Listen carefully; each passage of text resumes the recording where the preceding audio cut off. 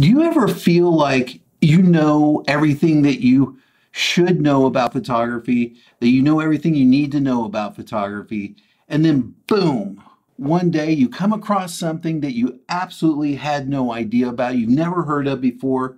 You know, that just happened to me. Now, I've been shooting manual mode for a very, very long time, since the late 80s, even in my digital photography. And I've been using a light meter since the late 80s as well, when I was doing all the film photography back then. Then just the other day, I was flipping through the YouTube and boom, I landed on Film Supply Club's YouTube channel, which the link is in the show notes below. And there they were in one of their videos using a spot meter. And I was like, what?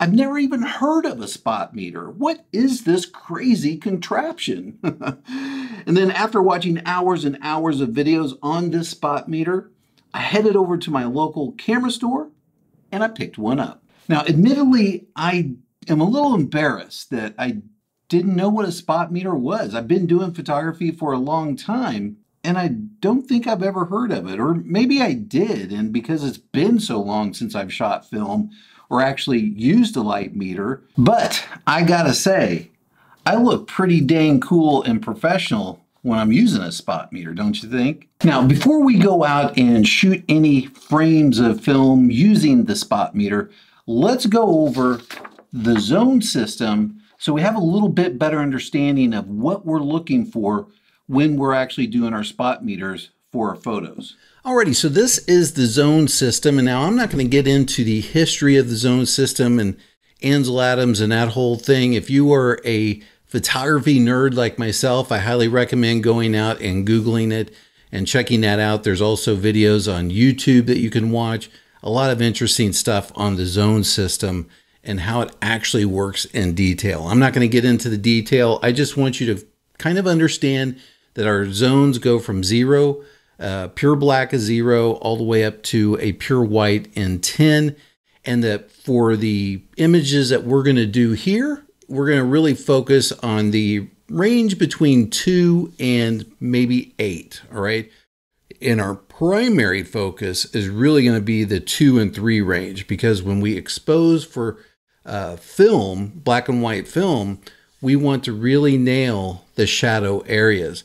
Film holds highlight areas really well, so we don't have to worry too much about those, but we really, really want to focus on those shadow areas, because if we don't expose for that correctly, our shadows can go a little bit milky or just look a little ugly. All right, so this is a zone system. Go download it off of Google. You can study it. Definitely watch some videos, get to know it a little bit more, like I said, if you're a nerd like myself. Alrighty, so with that brief understanding of the zone system, I think we're ready to pull out our camera, take the spot meter out, do some exposures, and see what kind of images we can create.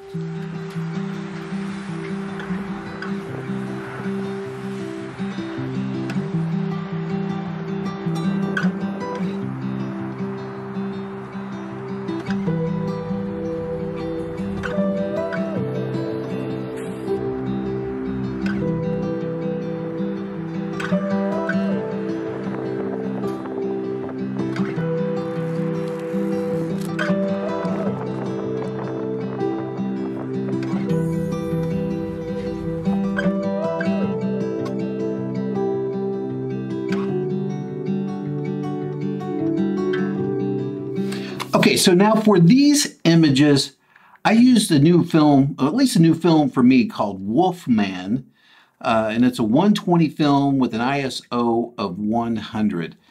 I don't know what it's going to look like, but this isn't really about film. This is more about the spot meter. So let's go ahead and take a look at the readings that we got for this first image.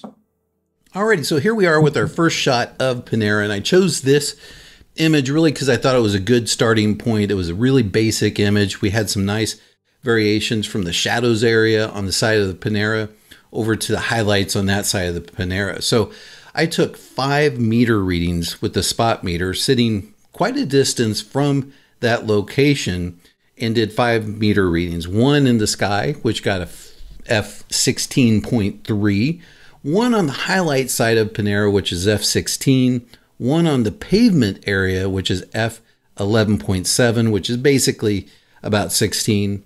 And then over in the shadows area, we got an f8, and then down there in the darker windows area, we got an f4. Now, when you're doing the zone system, when you're using the zone system, it's commonly known that you want to meter first for a middle gray. So for that 5 area, for the medium gray. And the reason you do that is what you're going to do is build your image from there. So you're going to build the shadows and the highlights by metering different ones and basically setting your exposure based on what your findings are. For me, I do this a little bit different. I like to build my image from the shadow area, not necessarily from the shadow area, but from the shadow area that I want the most detail, that has the most interest to me. And for this image, it was that side of Panera that was in the shadow area. Now, I know from an f8 to an f16, we got about 2 stops. And then from an f8 down to an f4, we have about 2 stops as well. And you're going to be just fine if you have a 2-stop to maybe 3-stop variation between what your exposure is into your shadows and into your highlights. Now, I don't need to worry about the highlights because the highlights will hold just fine. And so in this case, I didn't. What I did worry about though is the shadow. So my exposure for this image is f8 at 500th of a second with a 100 ISO speed film. And I exposed for the f8 because I knew that the f4 down there was going to hold enough detail even though it was 2 stops darker. Now there are parts of this image that are jet black, so they would fall into the 0 to 1 category on the zone system, and I'm okay with that because I don't want to hold detail in that, and I also want to make sure that I do have some nice rich blacks in this image to offset the whites that are in this image and give this whole Panera image some nice contrast. So for this particular image, I expose for that shadow area on the wall there for Panera at f8 500th of a second using 100 ISO speed film. All right, so now that you have a better understanding of how this spot metering thing kind of works, let's go ahead and head out and take another photo and see what the spot meter readings tell us.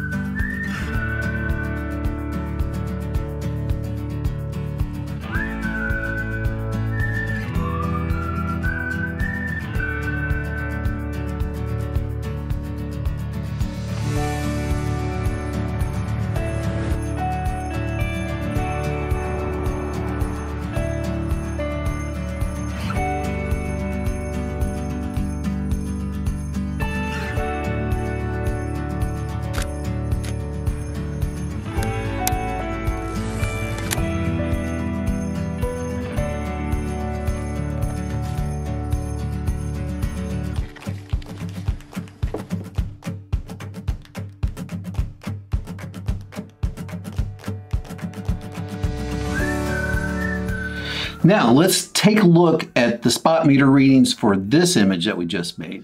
All right, so the next image that I want to go with is an image. I was driving by and I saw this police car and I looked at it because obviously I was thinking, are you trying to catch me speeding or whatever, but nobody was in it, and it kind of caught my interest based on that. However, that being said, the Panera image and this image aren't necessarily the type of photos that I generally take. They don't really have a ton of interest for me, but I thought this would be a good image for this demonstration because there were a lot of variations in our metering throughout this image. So just go with this image. The sky there is blown out at f22.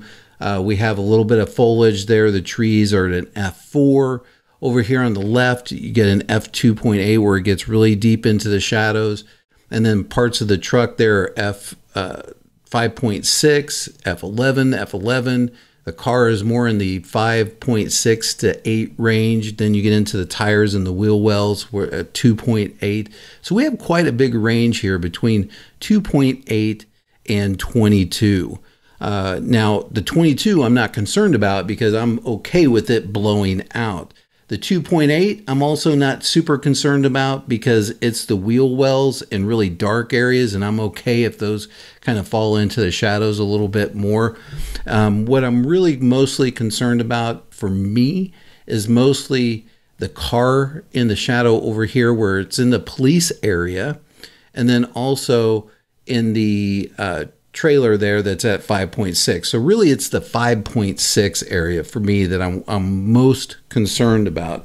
And for this image here, it was exposed at f5.6 at 500th of a second. So with 5.6, I know if we go up to 8 and then 11 will hold its details. So I knew that we'd have good details in the trailers there. And I knew I was gonna lose my detail in the sky. I was okay with that, so I wasn't concerned about that F22. And then I knew going down into the 2.8 range, I would probably lose a little bit of detail with that. Even though it's a 2-stop difference, I knew that there was getting pretty black in that area there as well. And you, of course, can pull those up when you're using Lightroom and your sliders and that kind of thing and pull up your blacks. But for this image, it was at 5.6, at 500th of a second, at 100 ISO speed. Film. Oh, by the way, if you're liking this video, if you're getting value out of this video, if you don't mind just hitting that thumbs up button for me, YouTube will take that and show it to more people. I really, really would appreciate it. Also, if you haven't subscribed yet, go ahead and subscribe to our channel. Hit the bell so you can get notified every time we release a new video. I would appreciate it. Now, let's go back out and take some more pictures.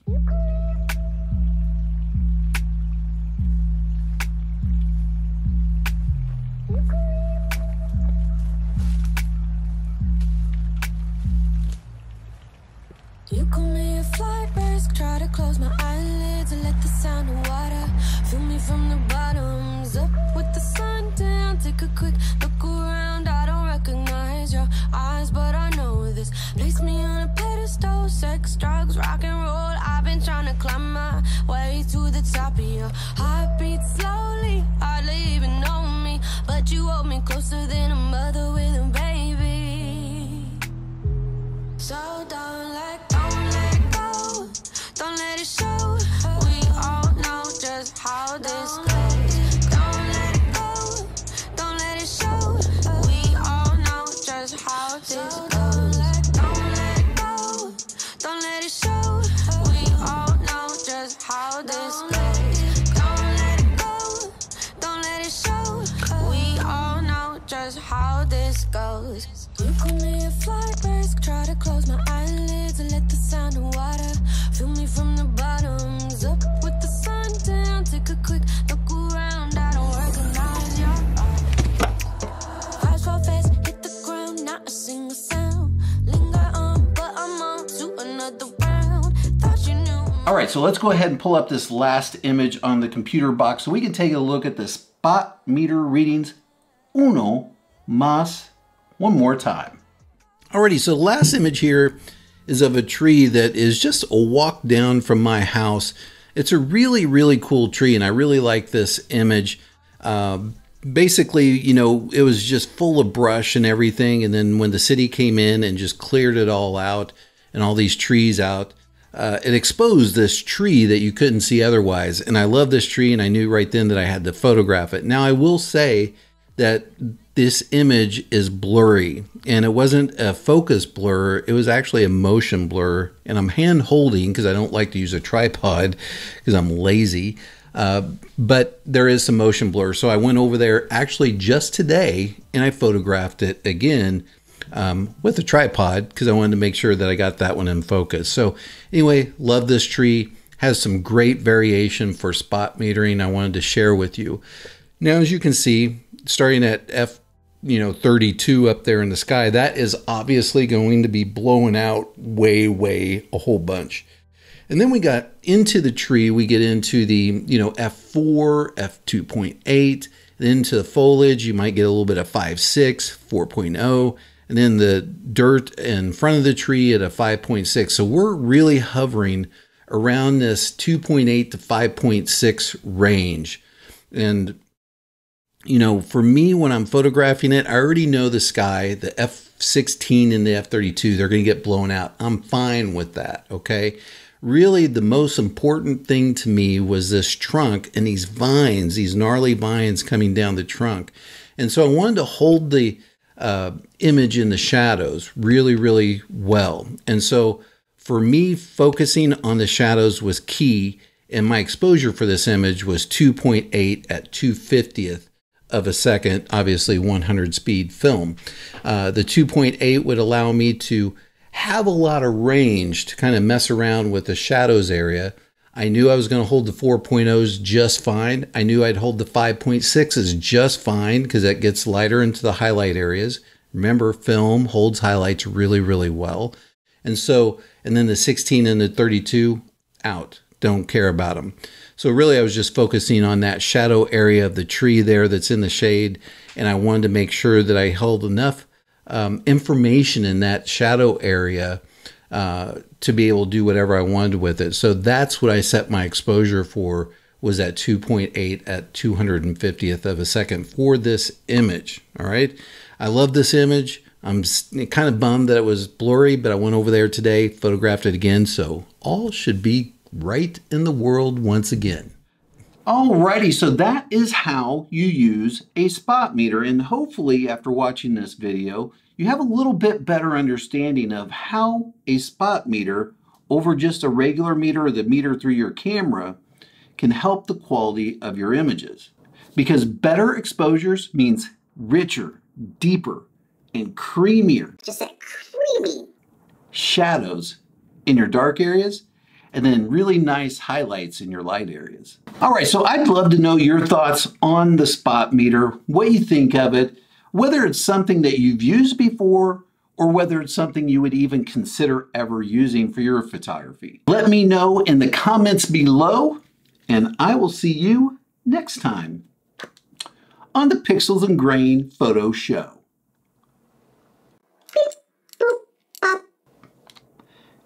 Better exposures always wins.